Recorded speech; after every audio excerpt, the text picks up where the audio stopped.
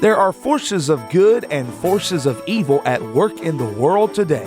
What are these forces? Who is responsible for the good? And who is responsible for the evil? Richard Schaff talks about current events which are rarely discussed by the mainstream media, events that affect us all. This program seeks to identify, to inform, and to equip the believer for what's ahead.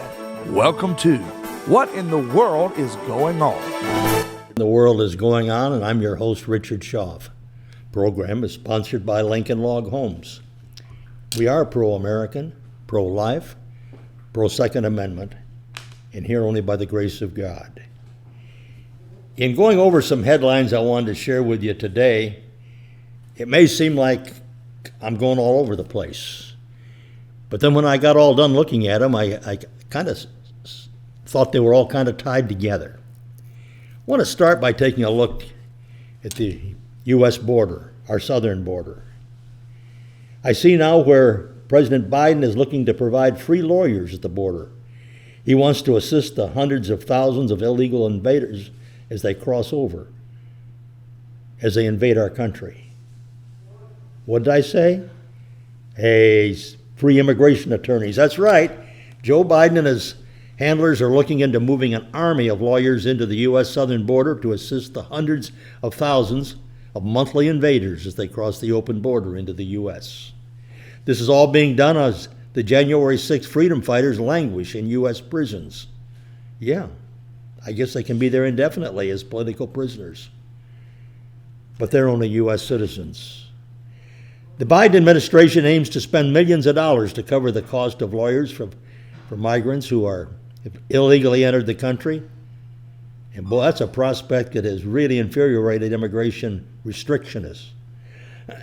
President Biden proposed in his recently released immigration plan that he'd like to make available $15 million to cover the costs of private lawyers for families and vulnerable individuals, with another $23 million to cover legal orientation programs administered by the Justice Department.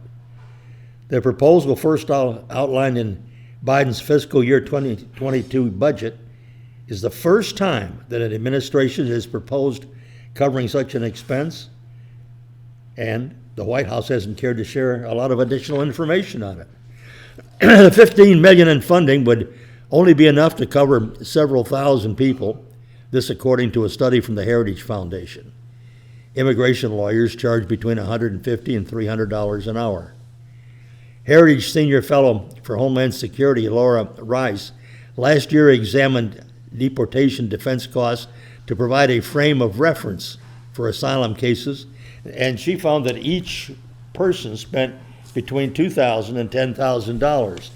At the $10,000 and $2,000 level, 7,500 immigrants would be able to have lawyers. On the higher end of $10,000 per person, just 1,500 people would be covered. Over the past 4 months alone, over 190,000 people illegally came across the southern border with a family member, and another 64,000 unaccompanied children arrived in America. The cost to the federal government of providing lawyers for those approximate 250,000 family members and adults at the 2000 rate would be approximately $500 million. Where do you think it's coming from? Who do you think is going to pay it? Yeah, you got it. Yeah. And by the way, I got a report here this past week where it showed that at least 20% of those illegal alien minors test positive for COVID. Wow. Of the thousands of illegal alien minors that are apprehended by Border Patrol and subsequently released into the U.S., at least 20% are testing positive for the Chinese coronavirus. This was reported by Breitbart. The number was first reported by NBC, which had obtained a leaked document from a presidential briefing that covered the previous 2 to 3 weeks of data regarding illegal border crossings. The same report also claims that at least 18% of illegal alien families are testing positive for the virus.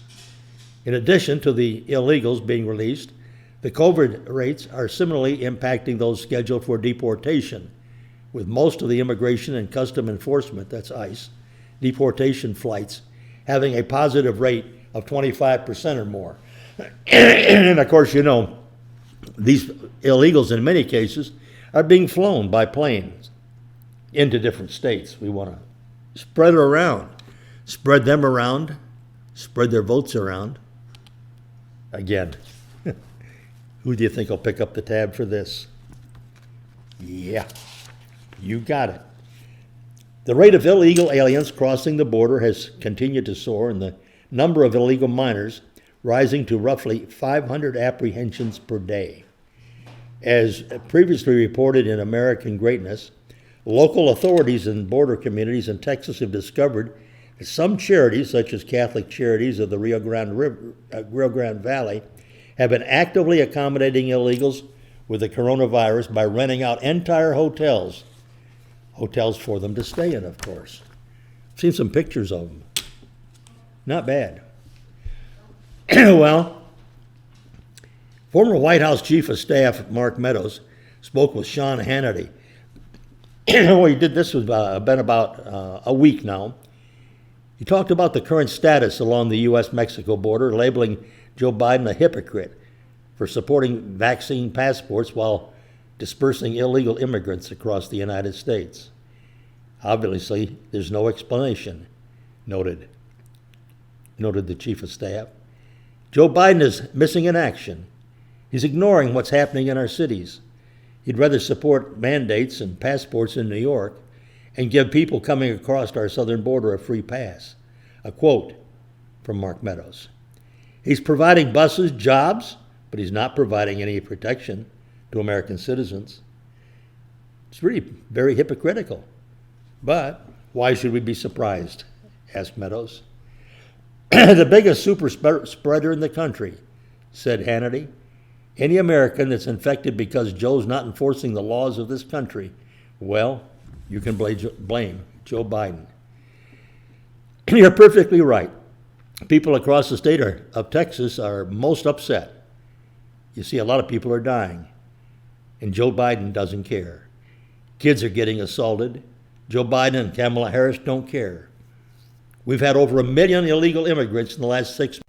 Who said that? Ted Cruz, one of the 2 senators from Texas. He noted they've released 7,000 migrants into McAllen, Texas alone. About 5% of the population. Heavily infected.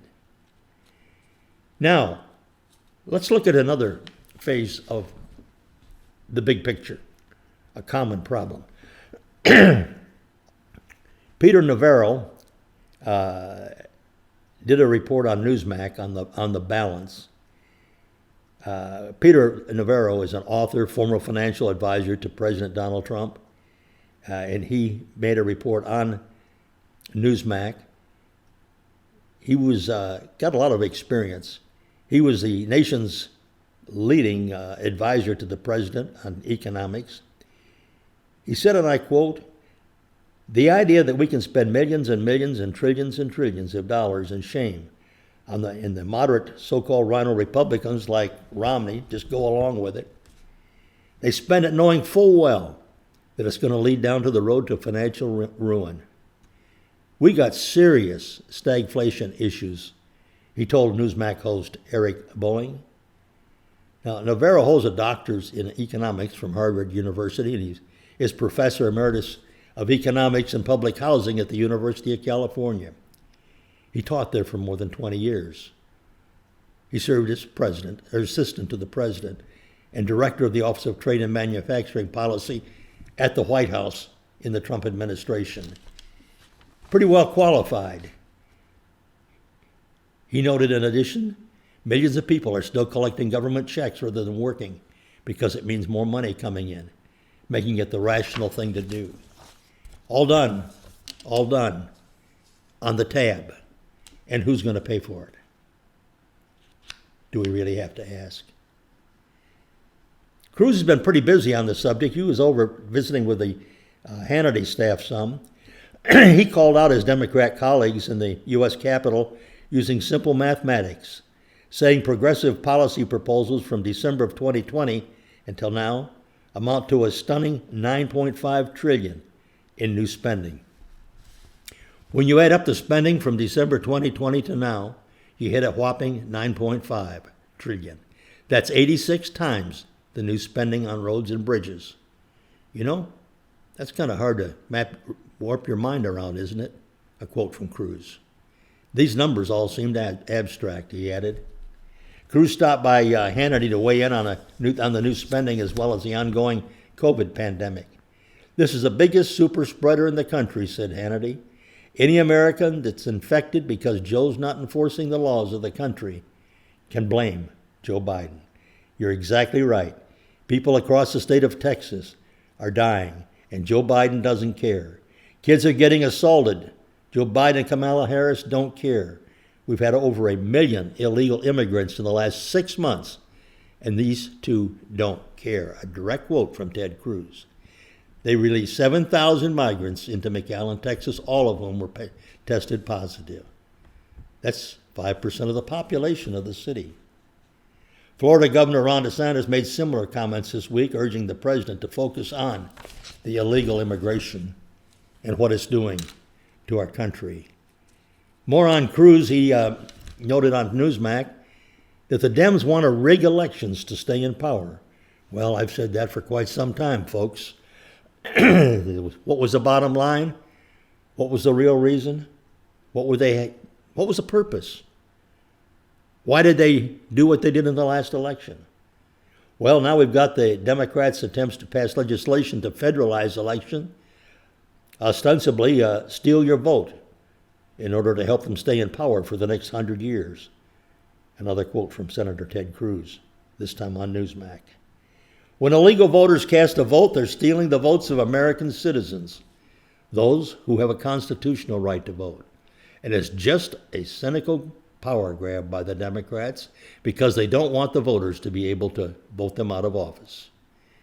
Cruz said this on Eric Balding's program, The Balance. Cruz noted they want to change the rules and rig the system so that Democrats can stay in power. Yep, for years and years.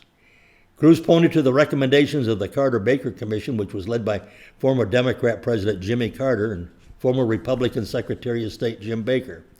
This studied election integrity and offered recommendations for voter identification and banning of ballot harvesting. The Carter-Baker Commission examined the evidence of voter fraud. It concluded voter fraud is a real problem. It has been a persistent problem over the decades. It included that photo ID as an important protection to protect the integrity of elections. It concluded that ballot harvesting, paid operatives collecting the ballots of other people, they determined that invites voter fraud. And so it recommended photo ID. It recommended prohibiting ballot harvesting. But get this, folks, the Democrats that just passed the For the People Act does just the opposite of what that bipartisan commission recommended. This will certainly welcome fraud. So instead of photo ID, it strikes down every photo ID law in the country. Instead of prohibiting ballot harvesting, it mandates ballot harvesting in elections across the country. And what it's doing is trying to steal your vote. Democrats are welcoming illegals into the country through open borders. Why? To vote Democrat. This a quote, an observation from Ted Cruz. Democrats, I think, understandably believe that if millions of illegal aliens and millions of felons are voting, they'll likely vote Democrat, he said. And this is all about partisan politics, rather than the interests and the well-being of our country and our citizens. So you see how it's coming together, and where is it all going to lead? Where is it all leading? Well, Cruz says, no damn more to over-controlling government bureaucrats who want to shut down our lives. Haven't we talked on that before? Pointed out week after week that this is certainly one of the objections of the Democrat administration.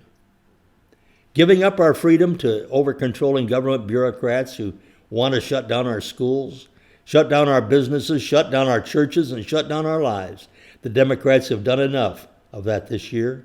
No damn more. says Ted Cruz. You believe in freedom? You can make choices, he added. If you want to understand how power corrupts, and absolute power corrupts absolutely, look no further than the other chamber in the U.S. Capitol. You know, it's pretty obvious. Speaker Nancy Pelosi is drunk on power. A direct quote from Ted Cruz. The orders that Speaker Pelosi is issuing are abusive and unprecedented, he noted. Who the hell is she to be fining members of the House? Another direct quote. We have a country in crisis. A recent poll shows our optimism about this country's directions has plummeted 20 points since May. This should surprise no one. Every time they go to the grocery store, they're paying more. Every time they turn on the news, they're seeing crime. A quote from Kevin McCarthy. Every time the CDC releases new guidelines, it punishes Americans who have already done everything they've been asked to do, he said. The CDC has become a political arm of this administration. It wants to control every element of our lives. Again, quoting Kevin McCarthy. Federal publisher Ben Domenech, you've seen him on Fox television quite a bit. He said that the left wants a permanent pandemic because isolated people are easier to manipulate. Again, folks, we've talked on that in previous programs. This Federalist publisher said the left is making the pandemic a permanent crisis to distract Americans and achieve its goal of seizing power by undermining community and family structures. If you are wide awake, you understand that the authoritative left is using the permanent pandemic to achieve as many ends as they can imagine. A quote from Demick on Fox News Primetime. Weakening the family, restricting faith, undermining the community in order that they may rule over us as they see fit. We've seen churches close under the guise of preserving life, neighbors reporting on each other under the guise of unity. We're all in this together, as long as we stay in our homes and don't socialize. Teachers' unions are the most powerful political entities in American life, to the point of wrecking the lives of their students if the teachers don't want to work. Local small businesses have to close, but Walmart can stay open. And don't forget, Fauci knows best, parents. If you disagree with any unelected bureaucrat, even if it conflicts with what they said mere days earlier, you must hate science, and you are putting your kids and everyone else at risk. Domenech said bringing back the same failed policies as the previous lockdown will result in further breakdowns in traditional institutions. And this, folks, is just one person speaking. One more to add to the list. In summary, this kind of sums it up. And it's really pretty much about a statement made by one senator we don't hear too much about. She reveals the real goal of the far-left Democrats in Washington is the permanent pandemic. The real goal of the Biden administration and his far-left allies has been obvious for a while now. Everyone in Congress knows it for sure, and most of them are going along, fighting tiny battles to win meaningless concessions on enormous spending and ridiculous restrictions on American freedom so they can keep their small part of power too. The goal seems so overt and so obvious. Mark Levin talks about it in American Marxism. They're dismantling the system put in place by the founders so they can today, in the words of birthday bash hypocrite, fundamentally transform the United States. They want to create it in their image, not in the image of freedom, not the democratic republic that the Constitution ensures. Does that sound like paranoia to you? Conspiracy? It shouldn't. It's all taking place in public view. Members of Congress are going on TV to tell us about it. Tucker Carlson puts it out almost every night. President Trump messages the word about it even though the tech giants try to shut him down. And the fact is the left talks openly about it too. They say it at their conferences, in their TED Talks. They say it on the air at MSNBC and CNN. They say it in schools under the academics of crucial race theory. They openly say they are doing this. We see them doing it. They spend billions of dollars doing it, and the people still act as if they aren't doing it at all. Well, who's the senator that exposed it? Senator Marsha Blackburn, Republican of Tennessee, first-term senator, used to be in the House, did a great job there. Marsha Blackburn recently said outright, one of the key ways the left plans to do this, permanent pandemic. People do not want the federal government to come in and mandate masks or mandate vaccines or to mandate lockdowns, her quote. But here's what we have to realize. The left likes to have, they like the lockdowns because it gives them control. They would like to have a permanent pandemic. They'd like to keep you in that state so you're dependent on them. You look at the bills and things that are coming through. Look at the big tax bill we've got coming up, just passed this week in the Senate. 19 Republicans, this is me talking now, 19 Republicans joining the Dems, including our two Rhino senators from North Carolina, Burr and Tillis. Anyway, getting back to Marsha's report, what are they trying to do? Make people dependent on the federal government by taking more money out of your pockets and having it go to Washington. Go to the programs that'll have outlived their usefulness by the time our kids and grandkids have to start paying the bill. That's what they like, and that's what they want. It's simple. It's not complicated. You can explain it in less than a minute, and a United States Senator just did it out loud. You see, folks, it's easy to understand if you hear it. It's all part of the plan. What are we going to do about it? As patriots, as U.S. citizens, what are we going to do about it? We can start by becoming informed. We can start by selecting the most conservative, real patriots in our primary elections to run against the rhinos.